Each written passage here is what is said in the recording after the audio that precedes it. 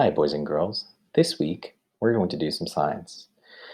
We're going to talk about simple machines. Now, remember, we started talking about simple machines in the class, but we didn't get very far. So let's review. What are simple machines and where do we find them? Well, there's 6 kinds of simple machines. There's the pulley, the lever, the wheel, the wedge, the inclined plane, and the screw.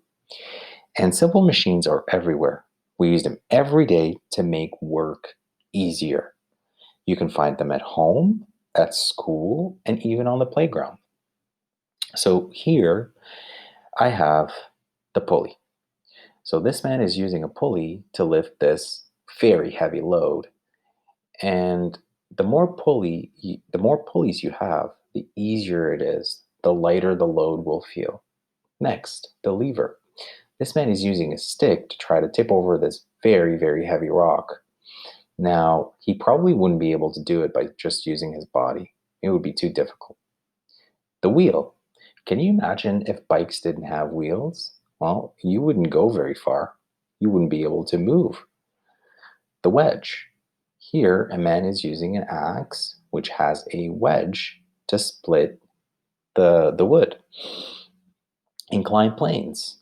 Now, imagine there was a truck here and the lady wanted to move this object and put it in the truck. It would be very difficult for her to lift it. So it would be much easier to use an inclined plane to get to the truck. A screw. A screw has ridges, which when you twist it around, it can go through material. It can go through, for example, here the ground. If you want to dig a hole, you can just keep twisting the screw and the ridges will go through the ground and will make a hole. So simple machines, they're everywhere and people have been using them for a very, very long time, like the ancient Egyptians.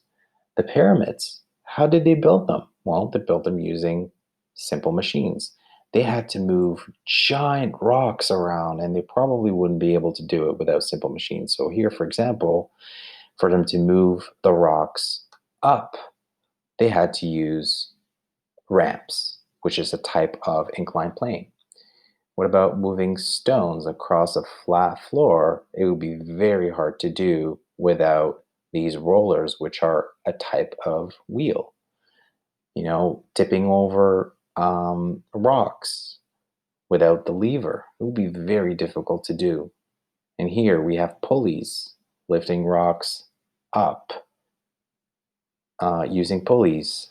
And also the wedge. The wedge, what if they had giant rocks that they couldn't carry, or if they wanted to make them smaller, they would use the wedge to split it open and also maybe to carve things into the stone. Let's say they wanted to draw something on the stone, they would use a wedge and maybe a hammer to do that. So, what are some examples of objects that have simple machines? Well, a hammer again has a wedge and it also has here a handle, which is a lever. Pulleys, cranes have pulleys, and cranes are able to lift very heavy objects using pulleys. Wheels, a pizza roller has a wheel, and you slide it across the pizza and it slices it for you. Levers, a hockey stick is kind of a lever, and you hit the puck with it, and it makes the puck move very, very fast. Caps are a type of screw. You can twist the cap, it's got these ridges here, and you can twist it so that you can open it or close it. Now, here it should say inclined plane, it shouldn't say slide, but a slide is a type of inclined plane.